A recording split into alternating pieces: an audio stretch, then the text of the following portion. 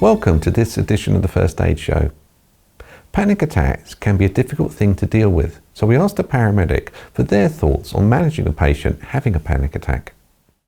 If you come across somebody who is struggling to breathe and they look very anxious and frightened and they're unable to talk in full sentences, it is really important that you stay with that person. Sit them comfortably in a chair, make sure they're sitting upright, and what you need to do is slightly ask them questions that they can nod in response to or give a yes or no answer to find out a bit more about what's causing it. If it is something that is driven by anxiety or they're having a panic attack, you will often find that they report that their both hands are going tingling and have pins and needles. Their lips might feel a little bit numb. Sometimes their hands might start clawing.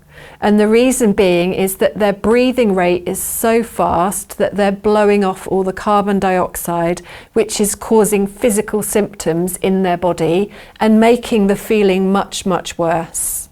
So the very best thing, keep them calm, tell them that they're safe, you're not going to leave them, and as much as you can, encourage them to start to embark on a conversation to try and break them out of this cycle of breathing really fast.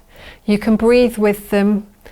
Try not to use the words panic or anxiety. Just reassure them, I'm here with you, and try and bring their attention away from their breathing and the sensation in their body to something external that distracts them and gently brings their breathing rate down.